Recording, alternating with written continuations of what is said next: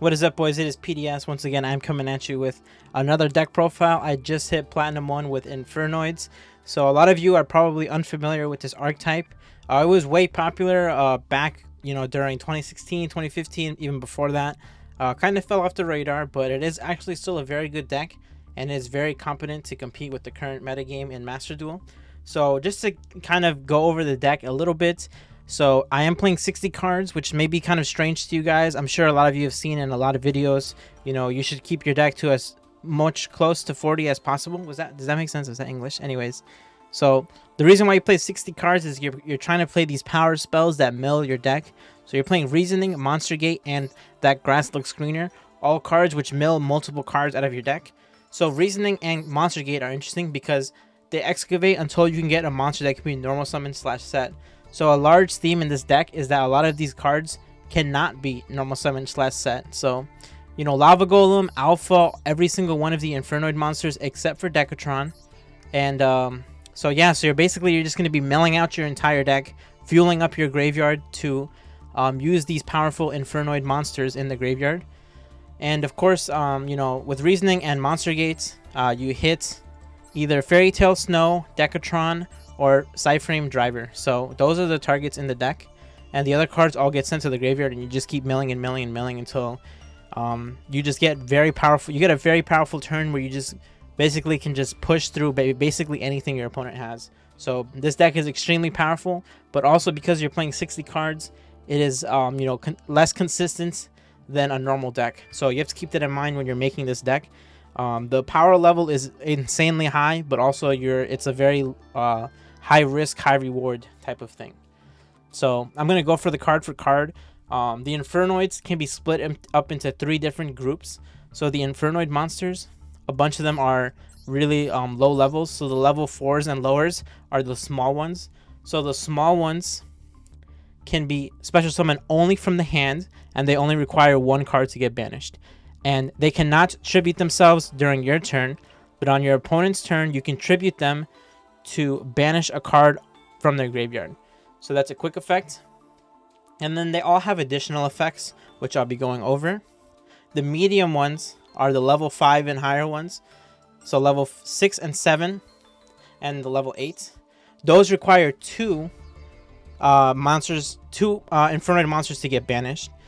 They can be special summoned from the graveyard, and they can quick effect tribute a monster to banish a card during your banish a card from your opponent's graveyard.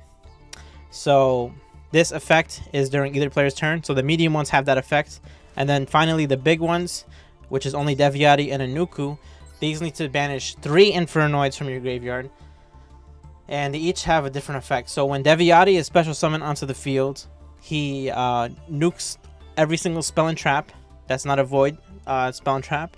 And then also when a monster effect is activated, you can tribute a monster to negate and banish it. So it's a really powerful effect. And Inuku is the yin to that yang. So when he's summoned, he destroys all monsters on the field. And then when a spell and trap is activated, you can tribute a card to negate it and banish it. So one is a monster negate and one is a spell and trap negate. So you have to be very careful with these because they're high leveled. That's another thing I didn't go into. So the Infernoids can only summon if you have level 8s or lower on the field. So let's say, for instance, I have an Atandal. He is a level 8 monster. So as you see here, it says they can only special summon if all effect monsters on the field are currently 8 or lower. So if I have Atandal, I can summon another Atandal for a total of level 16, but then I cannot summon another one because I'm way over level 8 at that point. So in that case, if I have Deviati, which is a level 9, I cannot summon any of them because I'm already over the level 8 threshold. So you have to keep that in mind when you're playing this deck. You have to manage your levels. This is not an easy deck. It can seem a little bit simple because of how explosive the mill cards can be, but honestly, it's a very complicated deck. I'm literally having to explain this to you for about 5 minutes before I even get to the cards, just to try and show you guys that this is not an easy deck to play, but it is very fun. So alright, so with that being said, I can finally get into the card for card. So Cyframe Driver, he sucks, but you gotta play it. This one's interesting. I was actually thinking about playing more of him. He's a little guy, so he banishes one, special summons himself, And you can target one set card on the field, shuffle it into the deck, and they cannot respond. So this card is very, very good for dealing with back row, especially because so many people do not refuse to read these cards. They just do not want to read a single one of them. So you can totally catch people slipping, and it's absolutely insane. So then we play 3 Decatron. This is the best card in the deck, in my opinion. So you can send an Infernoid monster from your deck to your graveyard, and it becomes increases its level up to the number of whatever you sent. So if you send a level 9, it becomes a level 10. It gets the name and the effect. So you can go Decatron, send Deviati, and he gets the effect where you contribute a monster to negate a monster effect and banish it. So really, really powerful. And this one can be normal summoned. So these are the ones you're probably going to be getting off of Monster Gate and Reasoning. So yeah. And then we play 2 Antra. Antra is a bounce for monsters. You just activate it and it bounces a monster back to the hand. We played 2 Gammas because this cannot be normal summon / set. So it's the only hand trap we can really play. If you play cards like Maxi, you might get them off of Reasoning and Monster Gate, and you definitely don't want that. You want your Reasonings to be unreasonable, and you want your Monster Gates to be monstrous. So, you know, you got to make sure to play the lowest amount of normal summon monsters possible. So for in this instance, we're playing 5 total. So the rest of the deck cannot be normal summon or set. So, you know, keep that in mind. So then we play 2 Harmadic. Harmadic lets you target a monster on the field and destroy it. So really useful for getting rid of cards. Which, by the way, Decatron can become any of these cards. So whatever situation you need, Decatron can become that level and that effect. So Patrula, he can destroy a spell and trap on the field. Fairy Tale Snow. Ideally, in most grass decks, you want to play multiple copies of this card because it's very useful to go to the graveyard. But like I said, you don't want to play that many normal summons in this deck. So I'm only playing the single copy. You can try 2 to 3 copies, but, you know, you got to be careful, you know, because like I said, you want your Reasonings and your Monster Gates to be very, very powerful. So this guy, he sucks. The only reason we play him is for Void Feast, but he is okay sometimes. He has an effect where he can attack and they have to banish a random, they have to banish a card from their extra deck. They get to choose though. So that effect is not really relevant. The only reason you're playing is for Void Feast, which I'll get into in a little bit later. So Saistamos, he is one of the medium ones. So you banish 2 and he can be special from the hand or the graveyard. So Saistamos, when he declares an attack, during the end of the battle phase, you can banish a card which does not target. So really good for dealing with problematic monsters like, you know, Blue Eyes Chaos Max, anything like that that can't be targeted. So really, really useful. And it targets both spells and traps. So it's really nice. So 3 Lava Golem, obviously, cannot be normal summon / set. So really, really good in this deck. And it's very powerful versus Drytron and a lot of the other decks. Because, you know, we're playing blind second. So when you pick second, you know, even if you win the die roll, you always pick second. So this is just a great card for breaking boards. And it works really well with Antra and Alpha, the Master of Beasts. But I'll get into that in a second. So Atando is a level 8. And when he destroys a monster in battle and sends it to the graveyard, he can declare another attack. So really, really useful for OTKs. So that's it for the medium Infernoids. Then Alpha. This is a card I would recommend more copies of. It cannot be normal summon or set, which is running with the theme of the deck. But basically, he summons himself if the total attack of all your monsters is less than the total attack of your opponent's monsters. So if your opponent's monsters have more than what you have currently on the field, you can summon him from the hand. And he can, once per turn, return himself to the hand to return a card on their side of the field back to the hand. So it's really useful for breaking boards. And it's really nice with Lava Golem because basically you do special summon Alpha, you know, tribute summon Lava Golem, use Alpha effect, put back the Lava Golem, then Lava Golem them again, then special summon Alpha. So he can't actually bounce himself again, but you can just run over the Lava Golem and you cleared 4 monsters that way. So it's really, really nice. And, you know, the same thing with Antra. He can bounce back the Lava Golem and then you can Lava Golem them again. So you can clear a lot of monsters in this deck really easily. So Deviati, I already went over her. So, yeah, she banishes 3, special summons herself, destroys all the back row, and then tribute a monster to negate the activation and banish it when they activate a monster effect. With Nuku, same thing, but with monsters, it pops all the monsters and then it negates spells and traps. So both of these require 3 to get banished. So these are your big boys. And you gotta be real careful, like I said, because they will get over the level threshold. So finally, we go on to the power spells. 3 reasoning, 3 monster gates, 3 grass looks greener. So all of these cards work really, really well in this deck because you play 60 cards and you keep your normal summons to a minimum. So these 2 cards will usually be milling you. You know, I mean, sometimes you get unlucky and they have a normal summon right on the top of the deck, which is really unfortunate. But other times, you can kind of manipulate your deck with cards like Void Imagination, which I'll get into. But basically, it just lets you send all your Decatrons to the graveyard.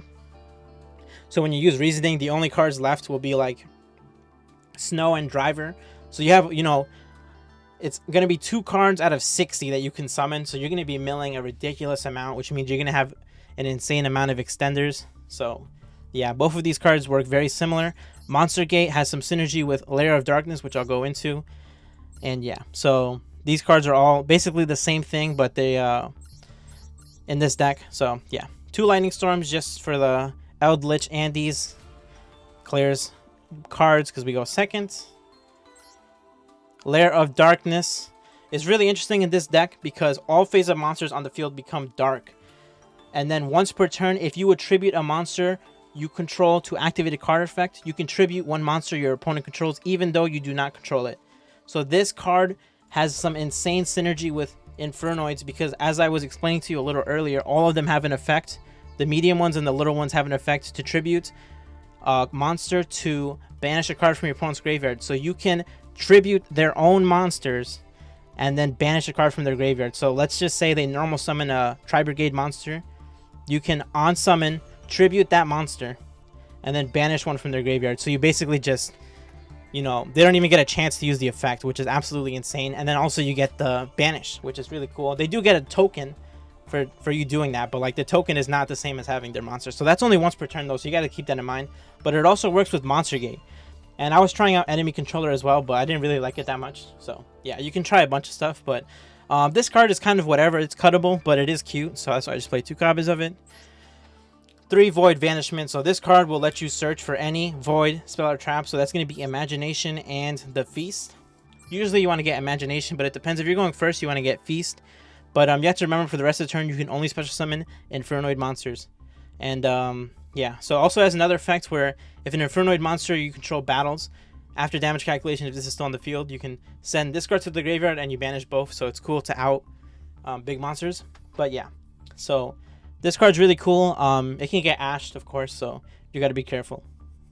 Void Imagination. So Infernoid monsters who you control whose original levels are 2 or higher become 1.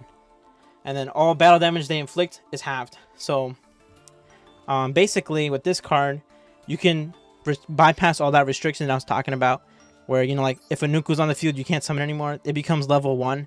So then you can just special summon Saistamas and then Atondo. Like you can swarm the field with all of them basically. So this card is really cool for that. But of course you do half battle damage. But the real effect is you can send this card to the graveyard, fusion summon 1 Infernoid fusion monster from your extra deck using monsters from your hand or side of the field. And then if your opponent controls a monster that was special summoned from the extra deck and you do not, you can use up to 6 materials from your deck instead. So you're basically doing like a future fusion using 6 of your Infernoid monsters in the deck instead of using them from your hand or field. So this effect is absolutely insane. As you guys know, every deck is basically using extra deck monsters, so just having this card in your hand going second is just really strong because you put 6 names in the graveyard automatically, and that doesn't even include what the extra deck monster does. So really, really nice card. And yeah, so the other thing with the level 1 effect that it does up here, this first part, you can banish it with Snow after you summon everything, so then all your monsters do normal damage, which is really, really powerful. But you can't do it if you use Vanishment to get it, so just keep that in mind. Remember, Vanishment locks you to Infernoid monsters. Okay. So then, we have 2 Twin Twisters, just for more back row clear. 2 Called by the Grave. It's okay going second. I wanted to resolve my powerful milling spells, so that's why I put it in to stop Ash Blossom. But you could probably just play more board breakers, like 1 more Twin Twister and 1 more Lightning Storm, and you'd be fine. But if you have them, I definitely put them in the deck. Just try them out. I liked it. 3 Droplets. This card is mandatory. It's really good in this deck because a lot of your cards in the graveyard work the same as in the hand. So Yeah, it's really, really nice. 1 Void Feast. So this one lets you send 1 Void spell or trap from your hand or face up on the field. Special summon up to 3 Infernoid monsters who, from your deck whose total level equals 8, ignoring their summoning conditions. So basically the play usually is you get Void Vanishment, you discard a card, you get Feast, you set Feast, and then on your opponent's turn, you use Void Feast, sending this face-up Void Vanishment, and you summon 3 Infernoids.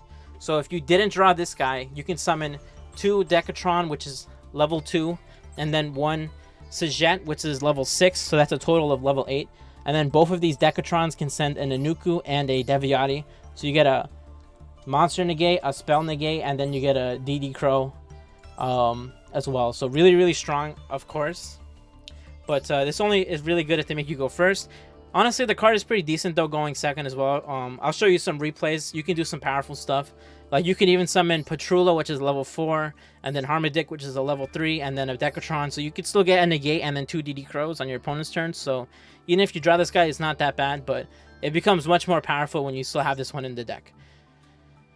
And finally, we play 3 evenly matched because it's a going second deck, so this card just absolutely destroys everything. Nobody plays around it.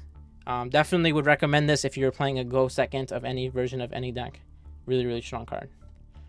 So finally, the extra deck. This is not optimized at all, guys. There's a lot of cards I would change. I just didn't have them. I made this account literally like a day ago, so I just got all the cards that I could get, and then I just went and played. So I would recommend, I have them listed here. This is for both the main deck and the extra deck. Almirage. Definitely needed Almirage in here. Another copy of Intis would be really strong. Maybe more copies of Alpha. And then I'd probably remove the Absolute Dragon and the whole, like, this Meteor Burst thing. It didn't really do much. Move the Transverser and put in a Doolittle Chimera as well. And yeah, so let's just go over the extra deck now. So Intis is in here just to send off of the Tiara.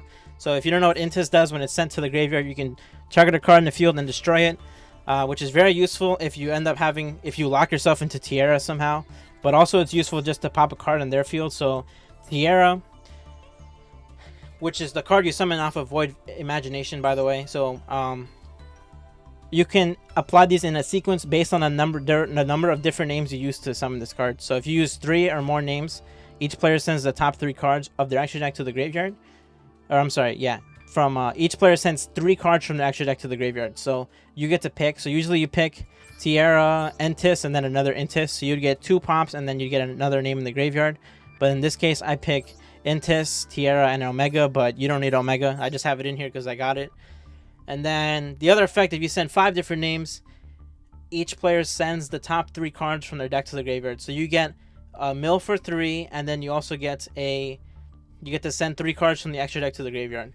So if you don't want to get Ash Blossomed on this effect, because if you send 5 names, then they can Ash Blossom you. So you usually want to send just the 3 different names. So what you would do is you would send Anuku, Deviati, so that's 2 names.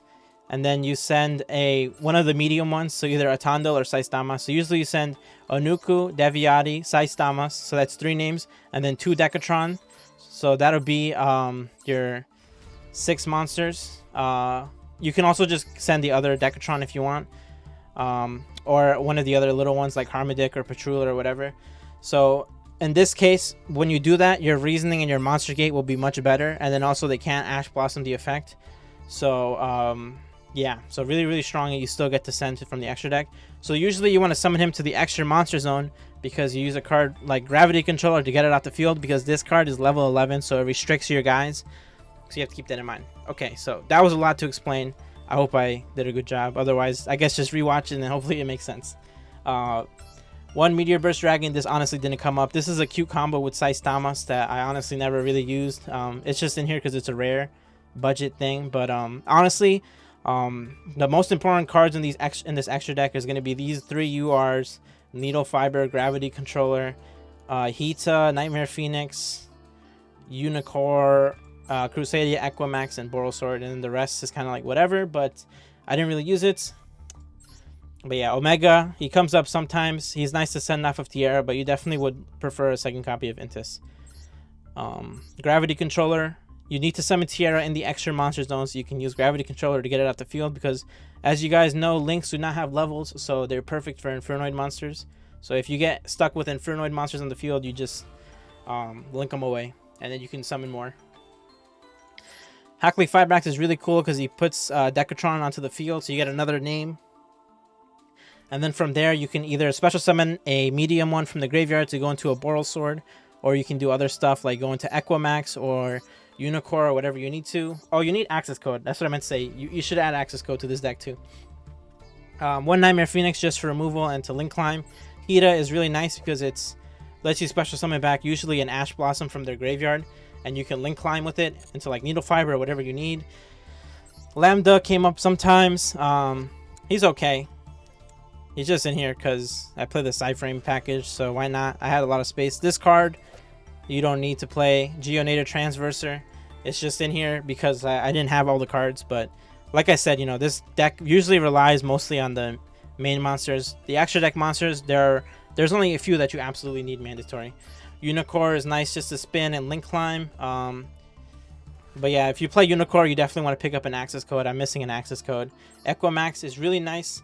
It gains attack equal to the combined original attack of the monsters this points to. So what you do usually is you summon Equimax, and then you summon Saistamas to the left of it, and then like Deviati to the right of it. So you see where these arrows point. So Saistamas would be like over here, and then Deviati would be over here. So Equimax will be like 7,000 attack. You swing in, then you use, but the cards that it points to cannot attack. So then you use Saistamas, you tribute off to Equimax, and then after it attacked, both of your monsters are now free to attack. So you can just go like 10,000 damage really easily. And then finally Boral Sword for the same reason as Equimax. Usually, you know, with Needle Fiber, you summon Decatron, then you use one of the medium ones, you go into Boral Sword, then you summon back the medium one again.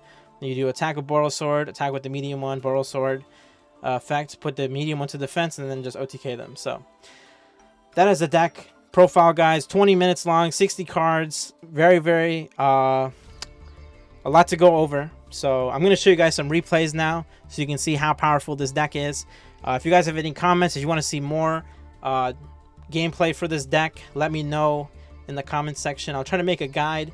This deck is actually pretty good against the meta, guys, I'd say. But yeah, thanks for watching. This has been PDS, and I'll see you guys next time. Peace out.